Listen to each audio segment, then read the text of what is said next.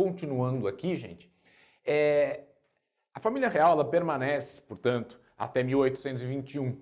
Só que alguns acontecimentos ocorridos na Europa interferiram bastante na permanência da família real portuguesa no Brasil. Porque, vejamos, a família real abandona Lisboa e atravessa o Atlântico, se estabelecendo no Rio de Janeiro. Por quê? Qual é o motivo que impulsiona? As invasões francesas e espanholas a Portugal, as tropas de Napoleão. E por que ela optou pelo Brasil? Porque o Brasil era a principal colônia de todas. Tá, mas seguindo essa lógica, quando Napoleão fosse derrotado e as tropas francesas deixassem Portugal, a família real deveria retornar. Só que isso não aconteceu. Napoleão foi derrotado na Batalha de Waterloo, em 18 de junho de 1815. De lá foi preso e deportado para a ilha de Santa Helena, uma ilha britânica no meio do Oceano Atlântico entre a África e o Brasil. Então, as guerras napoleônicas terminaram na Europa. E começa o Congresso de Viena, que vocês vão ver isso em História Geral, quando você tem um processo de reorganização da Europa pós-Revolução Francesa e pós-Napoleão. Tá, então o que a família real tem que fazer? Arrumar as malas e voltar. O problema é que Dom João, ainda príncipe regente, teme como vai ser recebido em Portugal, como será recebido em Portugal. Porque ficou aquela ideia de fuga, de abandono. Além disso, sua mãe, a rainha Dona Maria I, já é uma senhora de idade e teme-se que ela não aguente a viagem de volta, a viagem de regresso. E a família real tem negócios no Brasil. E outra, se aclimatou, se acostumou no Brasil. Portugal foi, grande parte, destruído. Os portugueses enfrentaram 3 invasões francesas. Uma em 1807, aí os franceses são expulsos em 1808. Depois, outra em 1809. E uma terceira em 1810. Então o país foi, grande parte, destruído, um monte de gente morre, a produção de vinho, de azeite é desorganizada. E a família real quer evitar esse cenário. Então, só que tem um problema. Uma família real pode permanecer numa colônia? Não, não pode. Ah, mas permaneceu desde 1808. Sim, mas era uma situação excepcional. A partir de 1815, a paz volta para a Europa. Então a família real deve ficar no reino. Para resolver essa questão, o Brasil não era reino, e a família real tem que voltar. Para resolver essa situação, Dom João assina um decreto elevando o Brasil à categoria de reino. Portanto, o Brasil não poderia mais ser considerado uma colônia para Portugal, um estado subalterno, e sim um reino em pé de igualdade com Portugal. Em 1815 foi criado, portanto, o Reino Unido, portanto seriam 2 reinos, o Reino de Portugal e o Reino do Brasil, em uma monarquia só.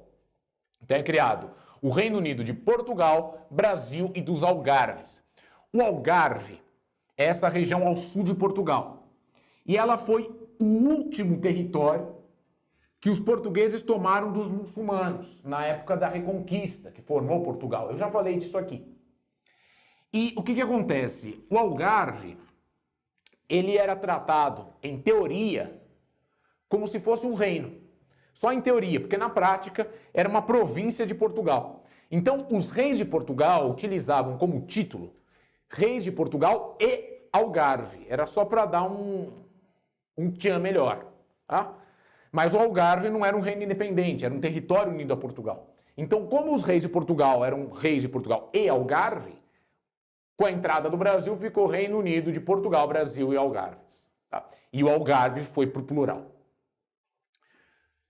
Mas o Brasil agora é reino, passa a ter todo um prestígio. E Portugal, como é que ficou? O país foi destruído por 3 invasões francesas. E a família real permanece no Brasil. Em Portugal havia um sentimento muito grande de insatisfação. Em parte pelos prejuízos materiais causados por 3 invasões. As invasões francesas foram as piores guerras da história de Portugal. Né? E o país perde a monarquia, que fica para o Rio de Janeiro. E havia em Portugal um sentimento do país ter sido reduzido à colônia de uma colônia.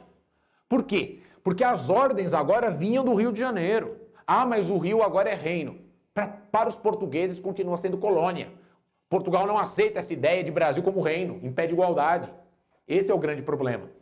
E além disso, o seu rei está ausente. Mas espera aí, não tinha uma rainha, Dona Maria I?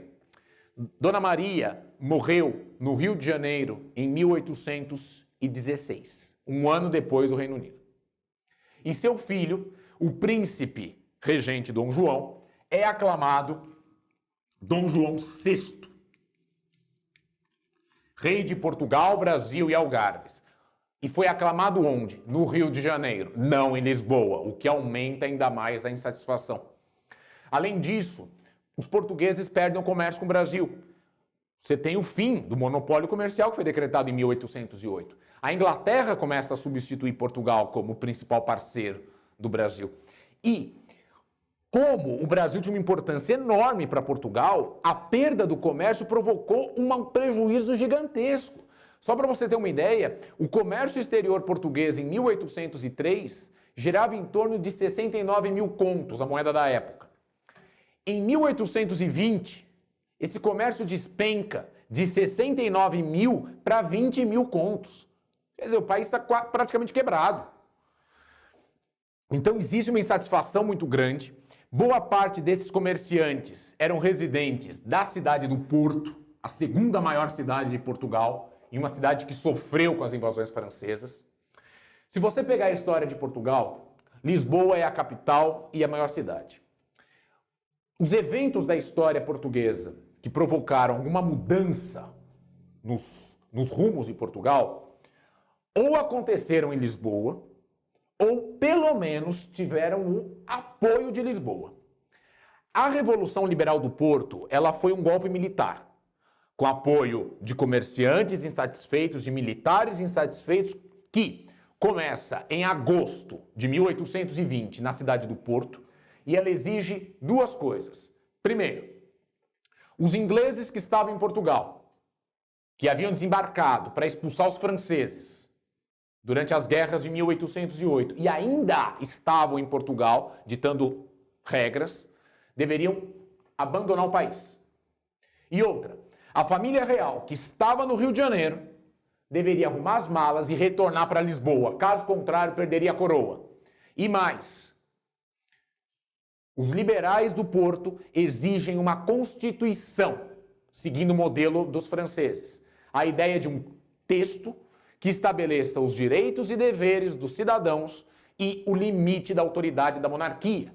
Então, quer dizer, a monarquia absoluta começa a ser revista agora.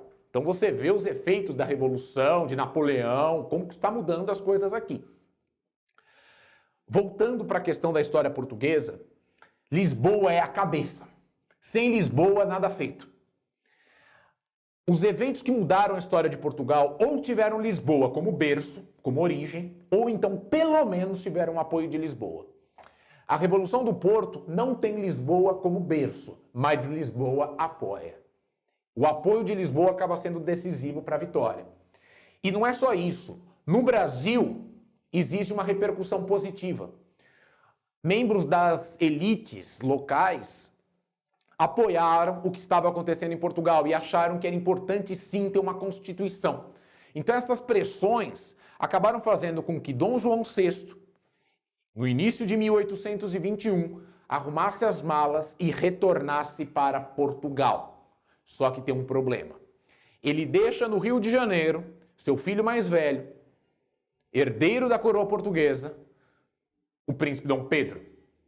E aí que vai começar a ter uma outra questão agora, que é o processo de independência do Brasil, que eu vou falar no nosso próximo encontro.